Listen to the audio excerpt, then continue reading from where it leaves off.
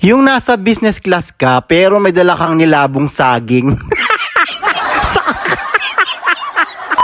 Kefolic mga habibi, yes, tama kayo.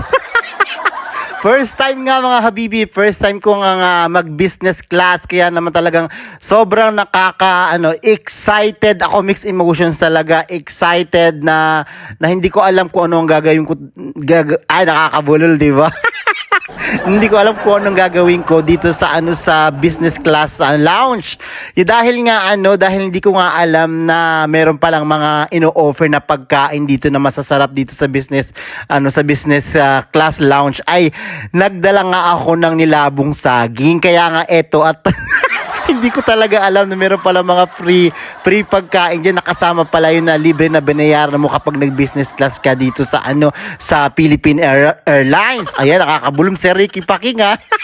Baka naman next time ha. Next time ulit ha, sana makakuha tayo ng discount through Philippine Airlines. So eto nga, dinudukot ko nga yung bit-bit kong nilabong saging dito sa bag ko dahil nga mainit-init pa talaga yan at talagang pinabaon pa.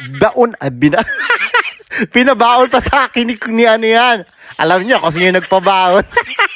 Pinabaon talaga niya sa akin dahil nga mainit-init at isa rin niya sa mga paborito ko talaga, promise. Yang nilabong saging. Without nilabong saging ay kainaman hindi talaga kompleto ang araw ko. Sana lahat pinapabaunan ng baon na saging. At syempre nagpaalam naman ako na talagang kung pwede kong kainin at ito pwede kong buksan at kainin itong nilabong saging. Kasi syempre kasama ng mga pagkain nila. Syempre hindi nga ako nahiya na talaga nagdala ako ng nilabong saging at binubuksan ko habang pinagtitingnan ako ng maraming mga pasahero na naka-business class din. At first time siguro nila maka-encounter na makulit na pasaway ng ganitong customer na talaga nagdala, nagbibit-bit ng nilabong saging nga. Ayan, true Philippine Airlines yan pa yan ha.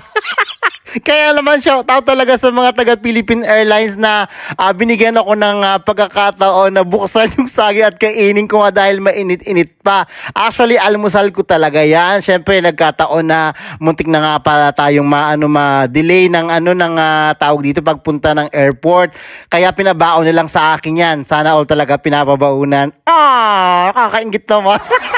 Kaya nga para maniwala kayo ay talagang binuksan ko talaga binuksan ko lahat yung saging na dala-dala ko dahil tapos kinain ko nga dahil sayang talaga, promise. At bago natin lantakan yung mga pagkain dito sa lounge. So, ayun, kita-kita nyo talaga naka-plastic pa siya. Tawang-tawa talaga ako dito, promise. Pati yung mga dito, yung ibang mga tao, yung mga ibang customer, tawa din ng tawa sa akin. Hindi ko na nga lang na-videohan talaga kasi nahihiya siguro sila magpa-video at ayaw talaga nila magpa-video. Kaya ako talaga naglakas loob na binit-bit ko pa talaga yung nilabong saging dito. Ayan, kitang-kita niya na, hello, Philippine Airlines, baka naman pa-discount ulit. At ako lang talagang kauna-unahang gumawa siguro nito, nagdala ng nilabong saging dahil yung iba nga daw nagdadala ng mga Skyflex lang na mga tinapay. Pero ako hindi talaga, mainit-init pa yan ng nilabong saging. At syempre ang partner niyan, kaping mainit-init na talagang black coffee. Yan talaga ang pinakang bagay yan sa nilabong saging. Without sa kape, hindi talaga kompleto ang araw mo. Sana all kompleto ang araw.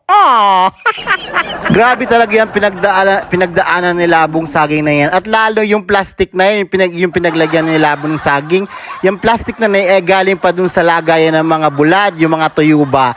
Wala nang ibang choice, wala nang ibang plastic, kundi dyan talaga nilagay yan. Kaya ako tawa ng tawa.